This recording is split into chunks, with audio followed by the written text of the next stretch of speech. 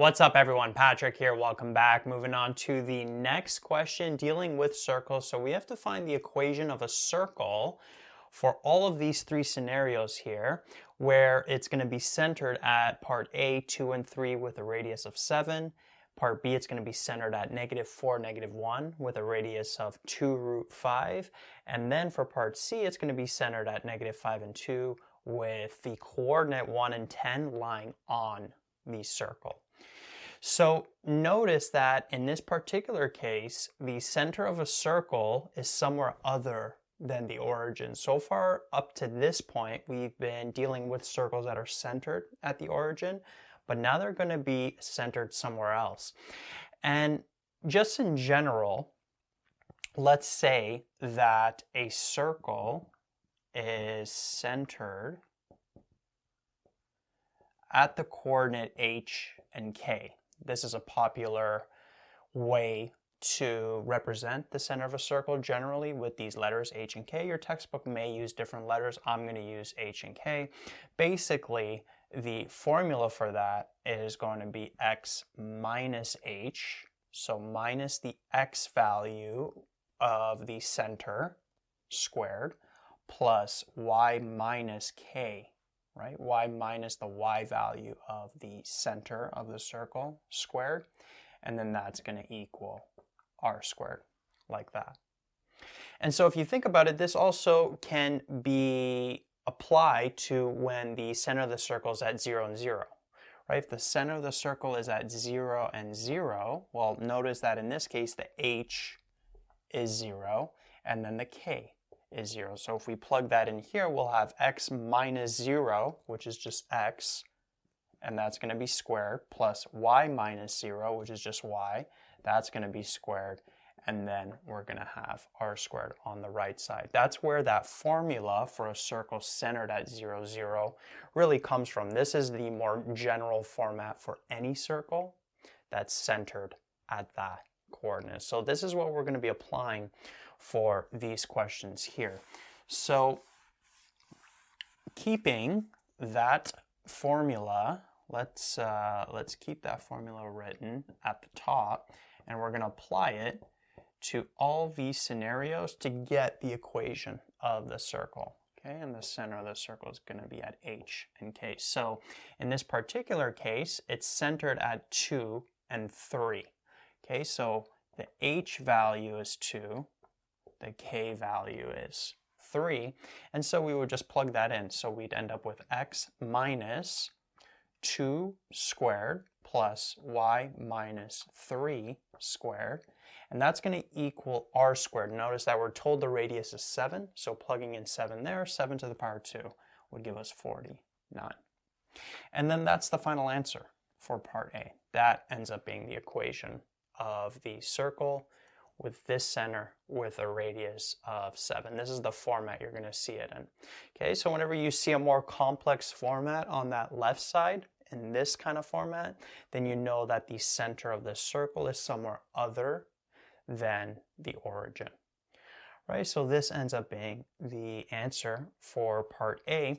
Now part B will have the circle being centered at -4, -1. So in this case, the h value is -4, the k value is -1. And so be careful with your negatives here. You're going to have x minus the h value is -4, and that's going to be squared, plus the y value minus the k value of -1, that's going to be squared. And then the radius squared, which the radius is this entire expression right here, 2√5 squared, like that. So let's simplify all of these one by one. So x minus -4, the two negatives make a positive, so we would end up with x plus 4. Over here, that's going to be squared. And then over here, y minus -1, that's going to end up being y plus 1. And that's going to be squared. Now, what about this 2√5 to the power of 2?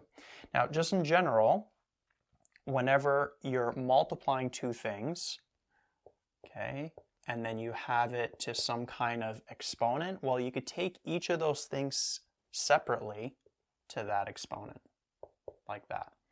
And so this 2 root 5 to the power of 2, let's work with it on the side here. So we'll have 2 root 5 to the power of 2.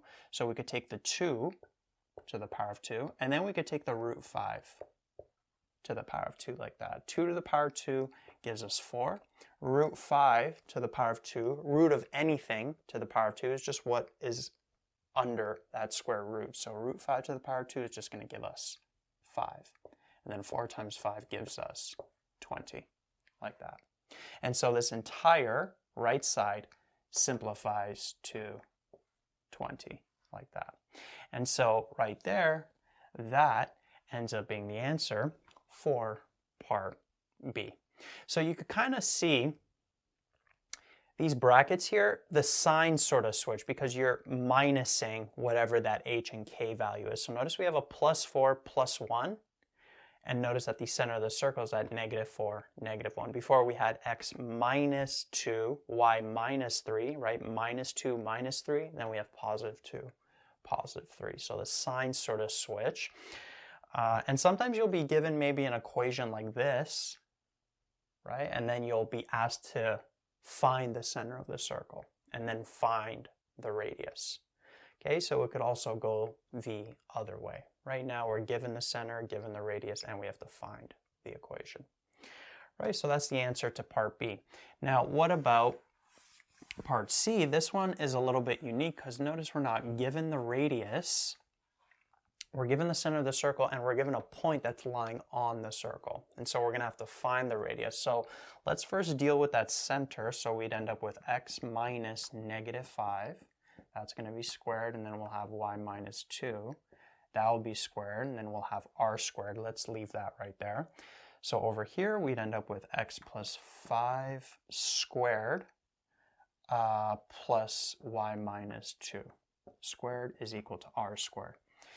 And so now we have a point that's lying on the circle. So we have to figure out the radius, and as we did with circles that were centered at the origin, how do we do that? Well, we just take that point, the x and the y value, and plug it into the equation, and then solve for the radius. So if we plug in 1 here, we'll have 1 plus 5 to the power of 2 plus the y value would be 10 minus 2 to the power of 2, and that's going to be r squared. This would end up being 6 squared plus 10 minus 2, which is 8. That's going to be squared. And we'd end up with r squared, so we'd have 36 plus 64, which would actually give us 100. And we can actually leave it right there because we have to plug in for the entire r squared there. So we could just plug in 100 at that point right here. If you wanted to get the radius, you could just square root both sides, and we'd get a radius of 10.